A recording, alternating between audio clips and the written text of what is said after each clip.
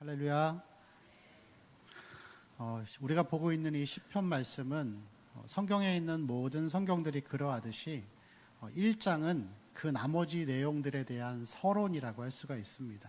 그래서 시편 1편의 내용은 2편부터 150편 끝까지 나오는 모든 시편의 주제가 무엇인지를 우리에게 요약해주는 그런 말씀이라고 할 수가 있습니다.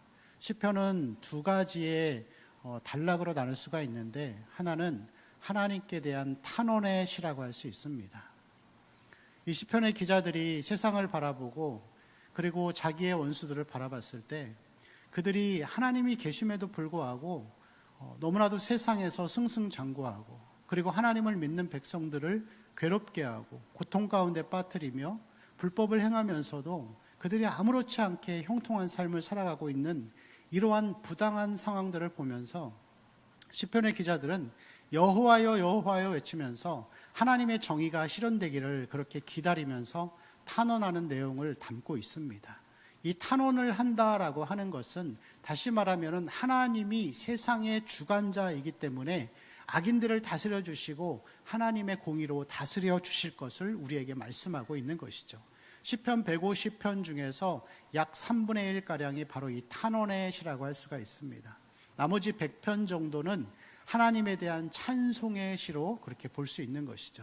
그래서 이 탄원의 시나 아니면은 찬송의 시 두 가지의 하나의 공통점과 주제는 뭐냐면은 하나님의 영광과 주권을 인정하는 것이 바로 이 시편의 목적이라고 할 수가 있습니다. 하나님을 높이는 것, 하나님의 중심이 되는 삶, 하나님이 중심이 되는 삶, 사람이 하나님께 모든 것을 맞추는 삶, 그것을 바로 하나님의 영광을 위한 삶이라고 할 수가 있습니다. 그리고 이 하나님의 영광을 위한 삶이란 과연 어떤 삶인가를 이 1편이 우리에게 보여주고 있는데, 특별히 2절 말씀 우리 한번 같이 보실까요? 2절 말씀을 보시면은 오직 여호와의 율법을 즐거워하여 그의 율법을 주야로 묵상하는 삶. 그래서 하나님의 말씀을 주야로 묵상하며 살아가는 삶이 바로 하나님의 영광을 위한 삶이다, 하나님의 주권을 인정하는 삶이다라고 하면서 이 시편을 이제 시작하는 것을 볼 수가 있습니다. 여러분, 올해 우리 교회의 표어가 무엇이죠? 본질은 깊게. 네, 본질이 깊어지면 영향력은 당연히 넓어지는 것이죠. 자, 본질이 깊어지기 위해서는 우리가 가장 먼저 기초적으로 해야 될 것은 말씀을 많이 보는 것이죠. 제가 생각하기에 그리스도인이라고 한다면은 적어도 1년에 성경을 1독 정도는 해야 되지 않나 싶습니다. 여러분, 이 시편 말씀이 우리에게 말씀하시는 것처럼 여호와의 율법을 주야로 묵상한다라고 하는 것은 이 표면적으로는 하나님의 말씀을 많이 읽을 것을 우리에게 말씀하고 있는 것이죠. 여러분, 하나님의 말씀을 많이 읽어야 그 가운데 하나님의 뜻을 알 수 있고 그래야 하나님의 뜻을 실천할 수 있는 것이죠. 이 시편 말씀은 그래서 하나님의 영광을 위한 삶은 하나님의 말씀을 주야로 묵상하는 삶이고, 그것이 성경 전체가 우리에게 말씀하고 있는 그러한 핵심이라고 할 수 있습니다. 우리가 이 성경책 가운데에서 찬송가를 빼고서 이게 딱 접은 다음에 성경의 가운데를 딱 피면 어디가 나오는지 아세요? 신구약을 통틀어서 시편 119편이 나옵니다. 119편이 몇 절까지 있죠? 176절까지 있는데 집에 가서 한번 읽어보세요. 176절 가운데에서 단 4개의 절만 빼고는 모든 절에서 말씀을 이야기하고 있습니다. 말씀, 율법, 율례, 법도, 이것을 계속 강조하면서 말씀이 말씀을 강조하면서 하나님은 우리에게 하나님의 말씀을 계속해서 보고 기억하고 그것을 묵상할 것을 우리에게 말씀하고 있는 것이죠. 여러분, 그렇지만 이 오늘 말씀이 우리에게 말하는 여호와의 율법을 주야로 묵상하는 삶이라고 하는 것은 성경을 많이 읽는 것 이상의 삶을 우리에게 하나님은 권면하고 있습니다. 그것은 뭐냐면은 이 여호와의 율법을 주야로 묵상하는 삶, 그것은 어떤 삶인가 하면은, 자, 1절 말씀 우리 한번 같이 읽어볼까요? 시작. 복 있는 사람은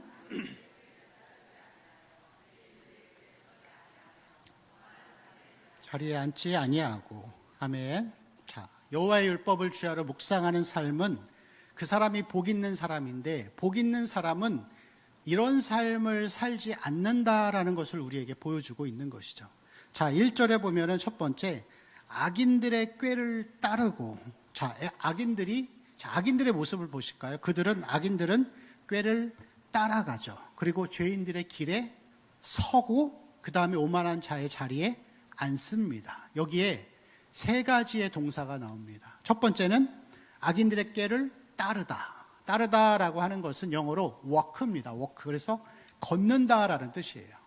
걷다가 이제 죄인들의 길에 서는 거죠. 스탠드. 그리고 서서 그 다음에 오만한 자들의 자리에 앉는 것입니다. sit down. 여러분, 그래서 걷다가 서서 앉는 거예요. 여러분, 사람들이 죄를 짓는 방식은 늘 이렇게 공통적이에요. 자, 친구들을 만나서 걸어가는 거예요. 야, 우리 어디 가서 술 먹을까 하면서 찾아다니는 거죠. 그러다가 어느 순간 마음에 드는 술집을 딱 찾은 거예요. 그러면 거기에 딱 서는 거죠. 저기 마음에 드는데 들어갈까? 그럼 들어가서 딱 앉는 거예요. 그 죄를 짓기 시작하는 거죠. 여러분, 이것이 바로 죄인들의 삶입니다.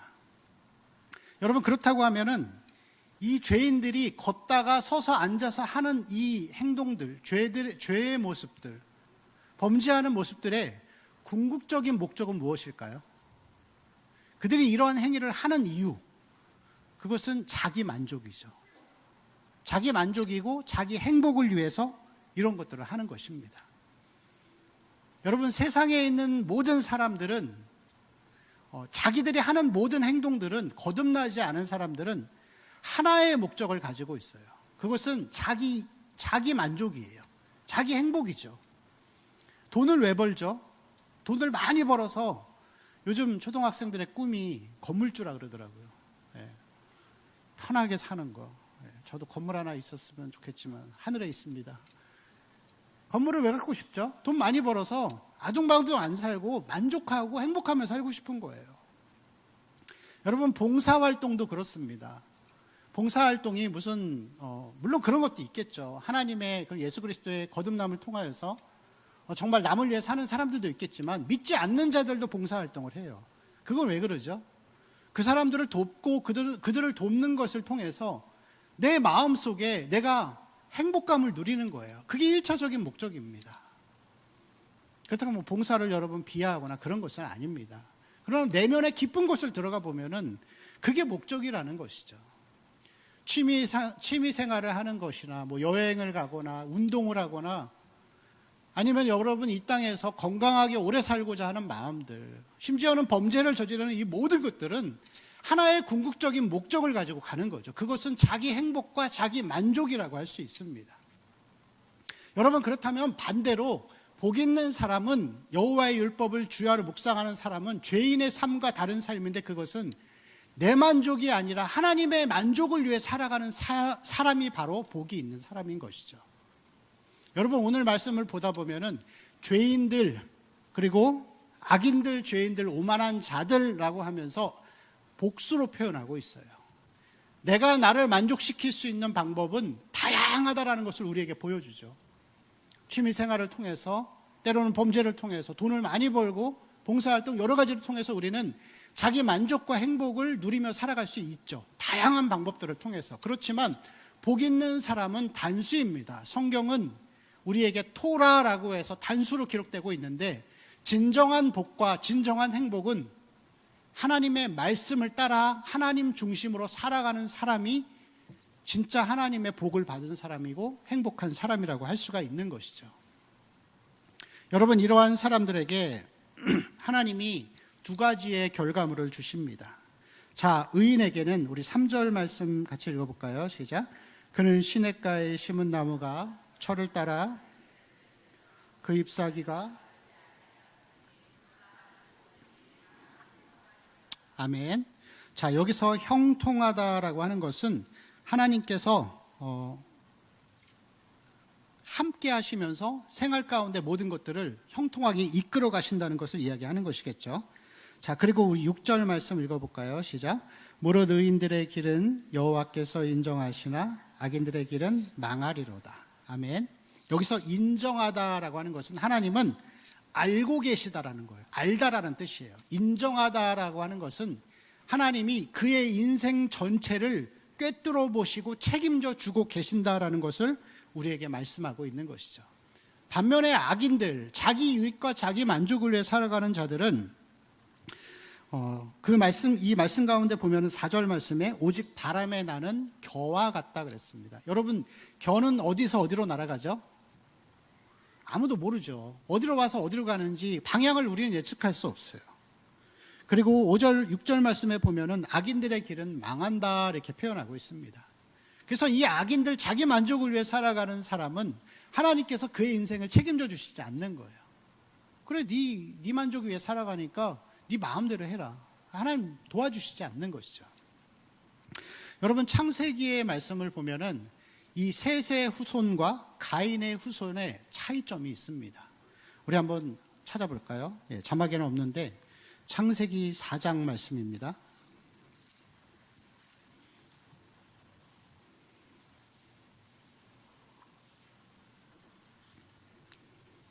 자, 창세기 눈으로만 보세요. 자, 창세기 4장 16절에서 마지막 절까지 쭉 보다가 보면은 이제 가인이 여호와 앞을 떠나서 그 삶에 대한 계보가 기록되어 있는데, 자, 18절 말씀을 보실까요? 에녹이 이랏을 낳고 이랏은 무후야엘을 낳고 무후야엘은 무드사엘을 낳고 무드사엘은 라멕을 낳았더라. 자, 그리고 끝나죠. 자, 그런데 이 5장 말씀을 보시면은 이제 하나님이 택하신 백성 그리고 셋의 후손이 나옵니다.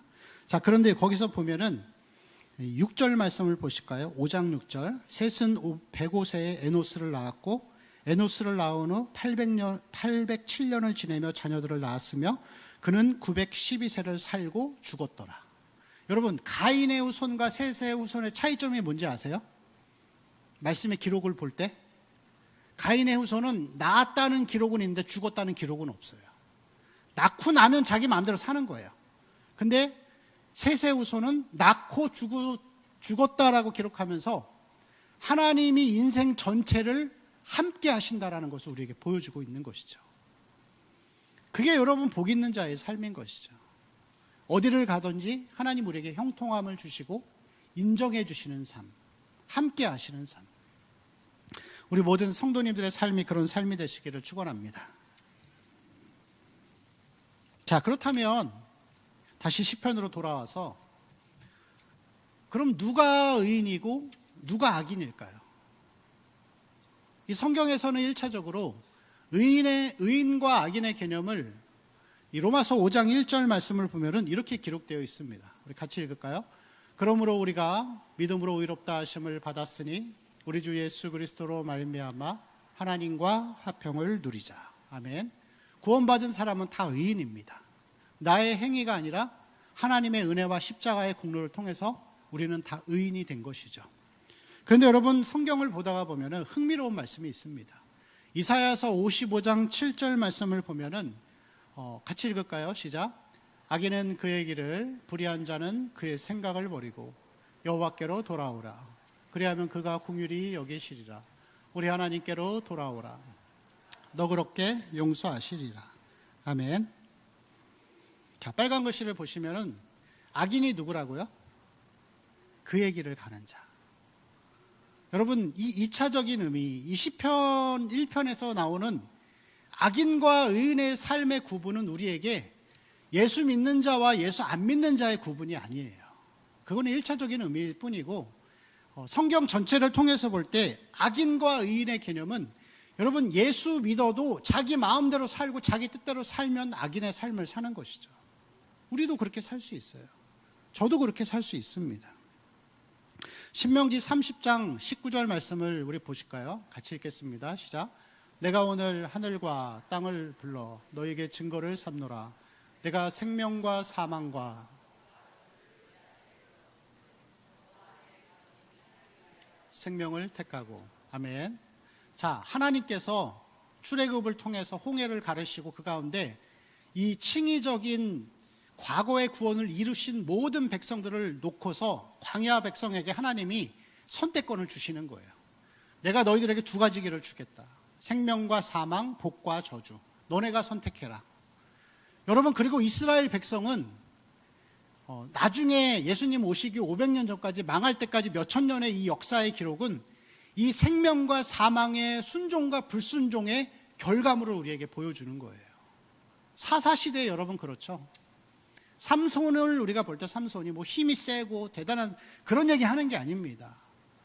순종하면 복을 받고 순종하면 희한한 능력까지도 행할 수 있지만 불순종하면 이방 민족에게 밟히고 눈먼 송아지처럼 짐승처럼 살아간다는 것을 우리에게 보여주는 것이죠. 여러분 탕자의 이야기가 그렇잖아요. 아들인데 아버지 떠나서 자기 마음대로 사니까 돼지 이 시궁창에 굴러다니면서 짐승같이 사는 거예요. 자기 스스로 악인의 길을 선택한 삶이라고 할 수 있습니다. 그리고 성경의 모든 내용들은 신약에 들어와서도 이러한 악인과 의인의 개념을 우리에게 계속해서 말씀하고 있습니다. 여러분 오병이어의 기적을 봤던 이 남자만 5,000명, 전부 다 해서 2만 명의 사람들이 예수님을 임금 삼고자 했습니다. 그런데 예수님은 이 무리들을 떠나가시고 혼자 기도하러 가십니다. 그리고 이 갈릴리 바다를 건너서 가버나움이라는 지역에 가서 그곳에서 제자들과 함께 계셨습니다. 여러분 이 2만 명의 무리들이 예수님의 이 기적 행하심을 보고 예수님을 따라갔죠. 그들의 마음속에는 아마 그런 마음이 있었을 것입니다. 그 시대에 한 끼 식사도 해결하기 힘들 만큼 가난하고 극심한 어려움의 시대에 그래 예수님만 있으면 우리 먹고 사는 거 아무 문제 없다 하면서 그들이 예수님이 도망치듯이 떠나가신 가버나움을 향해서 갈릴리 바다를 건너서 배를 타고 하룻밤을 꼬박 새면서 그들이 예수님을 찾아옵니다. 그런데 그렇게 찾아온 사람들에게 예수님이 그 떡이 무엇인가, 오병이어가 무엇인가를 설명하시죠. 그때 뭐라고 말씀하시죠? 이 떡은 생명의 떡이다. 이것은 내 몸이다. 그런 좀 영적인 말씀들을 하시니까 많은 그 무리에 있던 사람들이 그렇게 표현합니다. 이 말씀은 어렵도다. 그러면서 다 떠나가 버립니다. 그들은 자기 목적을 위해 예수를 믿은 거죠. 그때 예수님이 제자들에게 말씀하셨습니다. 너희들도 갈래? 그리고 한 제자가 말씀하죠. 주여 생명의 말씀이 주께 있사온데 우리가 어디로 가오리까? 세상의 모든 환경과 모든 것들, 나의 조건을 내려놓고 하나님 말씀을 따라가는 자가 의인의 삶이고 복음이 깃들어 있는 자의 삶이라고 할 수가 있습니다. 여러분 아브라함과 롯이 그 종들이 가축의 문제로 심히 다투고 난 다음에 서로가 갈라지게 됩니다. 여러분 아브라함은 먼저 선택권을 줍니다. 조카 롯에게 자기가 먼저 선택권을 가질 수 있었지만 그럼에도 불구하고 내가 좌하면 나는 우하고 내가 우하면 나는 좌하리라 하면서 먼저 선택권을 주죠. 그리고 이 조카 롯은 요단 동편의 기름지고 비옥한 땅을 보면서 그것을 고르게 됩니다. 여러분 한 가지 이 아브라함과 롯은 기준이 한 가지가 달랐어요. 뭐죠? 롯은 자기 이익을 쫓아간 거예요. 근데 아브라함은 하나님의 기준을 따른 거예요.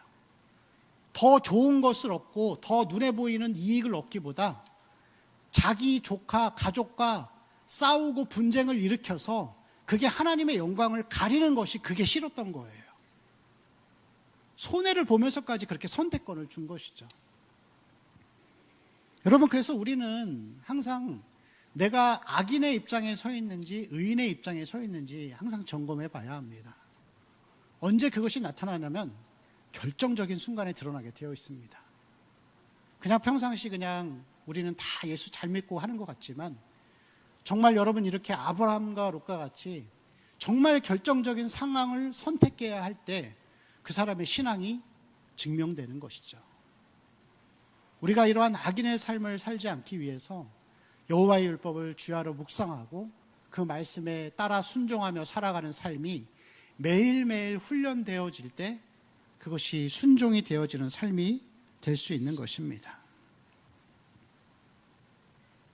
사람은 누구나 다 자기 중심적으로 살게 되어 있습니다. 예수 믿고 나면은 우리 안에 은혜가 들어와서 성령이 지배하고 모든 죄악들이 다 물러가면 좋겠지만 우리는 죄의 책임에서는 벗어났지만 여전히 죄의 오염 가운데 있습니다. 세상 사람들은 죄가 마음을 지배하고 인격을 지배하기 때문에 죄에 대한 갈등도 두려움도 아픔도 없지만 우리는 우리 안에 죄와 은혜가 공존하면서 계속해서 전쟁을 치르고 있기 때문에 그 가운데에서 싸우게 되어 있습니다. 그리고 우리는 때로는 예수 믿고 구원받은 백성임에도 불구하고 나의 유익과 나의 욕심을 따라서 선택을 할 수도 있는 것이죠. 누구나 다 그렇습니다. 그래서 오죽하면 사도 바울도 자기 자신을 쳐서 복종시킨다 그렇게 표현하고 있는 것이죠. 그런데 여러분 중요한 거는 뭐냐면은 자기 이익을 쫓아서 그것을 선택해버리고 가는 거, 그게 나쁘다라는 게 아니라 그게 내가 내 이익을 따라서 그것을 선택하는 것이 잘못됐다라는 것을 인식하고 바꾸려고 하는 삶에 겸손한 자세가 있는가가 중요한 거예요. 그런 자세가 있을 때 그 길을 갈 수 있는 것이죠. 우리가 거룩한 목표를 가지고 하나님 앞에 나아가면 하나님은 성령의 인도하심과 환경을 열어주셔서 그 길을 선택할 수 있는 용기를 주시는 겁니다. 그게 믿음의 삶인 것이죠. 여러분, 여호수아가 이 가나안 땅에 들어가기 전에 하나님께서 그에게 이렇게 말씀하셨습니다. 여호수아서 1장 7절에서 9절까지의 말씀 우리 같이 읽을까요? 시작. 오직 강하고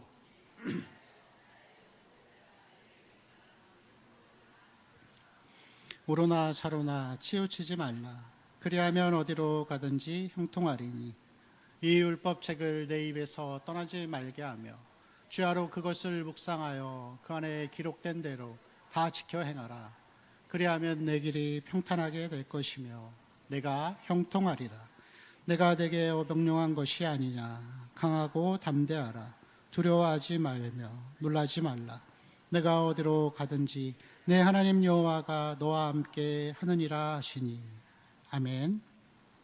자, 우리가 읽었던 시편의 말씀과 비슷하죠. 형통하리라. 형통하리라는데, 자, 여기서 하나님께서 여호수아에게 두려워하지 말라 그래요. 그럼 여러분, 이 두려움은 뭐에 대해서 두려워하지 말라는 것이죠? 이 여호수아의 1장 전체 말씀을 보면은 하나님께서 두려워하지 말라, 좌우로 치우치지 말라라고 하는 말씀을 3번이나 하세요. 그리고 백성들도 마지막 부분에 똑같이 권면을 하는 거예요. 그럼 여러분, 여호수아는 겁이 많은 사람이었나요? 아니에요. 가나안 백성들 칼 들고 철병고 있는 자들하고도 막대기 들고 싸웠던 사람이 여호수아입니다. 그럼 뭐에 대해서 두려워하지 말라는 것이죠? 이 본문 안에 우리가 있는 거죠. 말씀을 떠나지 말라는 거예요. 좌우로 치우치지 말라는 거예요. 여러분, 가나안 땅에 들어가서 이스라엘 백성들이 그곳에 딱 들어갔는데 들어가 보니까 젖과 꿀이 흐르는 땅이 아닌 거예요. 우리는 그렇게 알고 있잖아요. 근데 젖과 꿀이 흐르는 땅은 하나님이 함께 할 때만 젖과 꿀이 흐르는 땅이죠. 거기는 산과 골짜기가 많아서 농사를 못 짓는 땅이에요. 당장 먹고 살기 어렵고 죽을 수밖에 없는 상황에서 사람들이 바알을 섬기고 아스타롯을 섬겼던 이유는 먹고 살려고 한 거예요. 안 그러면 죽게 생겼으니까. 그때 하나님이 여호수아에게 말씀하는 거죠. 담대해라. 그래도 나 믿고 나아가라. 여러분, 그게 믿음이에요. 이 시대도 그렇잖아요. 너무나도 많은 그리스도인들이 악인의 삶을 살고 있는 것이죠. 눈앞에 보이는 이거 아니면 죽을 것 같으니까. 그런데 여러분, 결과를 보세요.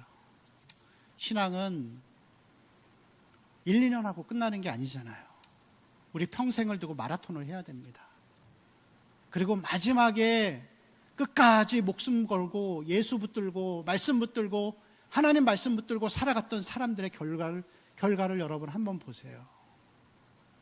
그게 하나님이 인정하시는 삶이고 형통하게 열어주시는 삶이라고 할 수 있습니다. 여러분, 너무나도 중요한 것은 하나님 중심으로 살고 하나님의 말씀을 묵상하며 살아가는 이런 사람들이 있는 곳에, 이런 사람들이 모인 곳에 하나님의 임재가 있습니다. 그래서 우리는 하나님 중심으로 살아야 하는 것이죠. 이러한 복 있는 자의 삶을 살았던 사람이 바로 요셉이라고 할 수 있습니다. 여러분, 요셉의 삶을 보면은 굉장히 어려운 삶이었죠. 억울하게 성범죄에 누명을 쓰고 감옥에서 2년 동안을 죄도 없이 갇혀 있었습니다. 여러분, 제가 아직 그렇게 인생을 많이 살지는 않았지만 그래도 믿음으로 살려고 하면서 깨닫게 된 것이 하나 있는데, 이 복 있는 자의 삶을 사는 사람에게는 두 가지의 삶의 패턴이 있더라고요. 하나는 뭐냐면은 요셉과 같이 계속 어려워요. 계속 하나님이 안 풀어주세요. 그래서 계속 이 인내를 해야 돼요. 그 자리에 딱 서서 하나님이 너 서 있어 그러면 이유도 몰라요. 그냥 서 있는 거예요. 요셉과 같이 감옥에 갇혀서 이유도 모르고 서 있는데, 여러분, 하나님이 이 서 있고 인내하는 가운데 한순간에 형통의 길을 확 열어주시면은 순식간에 상황이 역전되는 거예요. 요셉이 그렇잖아요. 2년 동안 감옥에 갇혀 있으면서 별의별 생각 다 했겠죠. 그래, 내 인생 끝났어. 언제 내가 나가서 자유롭게 평시민으로라도 살면 다행이겠지 라고 생각했을 것입니다. 근데 갑자기 막 꿈을 꾸고 막 이런 일들이 벌어지면서 순식간에 총리가 돼버리죠. 물론 여러분, 총리가 되는 게 중요한 건 아닙니다. 그게 중요한 건 아닌데, 그래서 여러분, 정말 복 있는 자의 삶은 하나님이 주시는 그 고난 가운데 인내의 삶을 살지만 순식간에 형통의 삶을 주시는 거예요. 그게 여러분, 어떻게 보면 신앙의 묘미라고 할 수 있습니다. 자기의 이익을 따라가면 당장에는 뭔가 좋을 것 같죠. 당장에는 롯과 같이 기름진 땅을 얻고 자기 삼촌 아브라함보다 잘 사는 것 같죠. 근데 여러분, 롯이 마지막 성경에 기록되어 있는 모습은 무엇이죠? 전 재산 다 잃고 아내도 죽고 딸들과의 그러한 잘못된 행동을 저지르면서 굴 속에서 술 취한 채로 비참한 인생을 맞이하게 됩니다. 롯도 의로운 사람이었습니다. 그도 하나님이 선택한 백성이었습니다. 그러나 그의 결국은 그렇게 형통하지 않았습니다. 성경은 우리에게 그것을 계속해서 보여주고 있는 것이죠. 여러분, 복 있는 사람이 되시기를 축원합니다. 그 길이 참 쉽지 않지만 예수 믿고 붙들고 하나님 의지하면서 나아갈 때에, 그러한 사람들이 모일 때에 우리 성도들의 삶이 형통하여지고, 그렇게 우리 교회가 더욱더 풍성하여지고 깊어지고 하나님의 임재가 충만한 교회로 아름답게 계속해서 하나님께서 세워주실 줄로 믿습니다. 우리 함께 기도하겠습니다.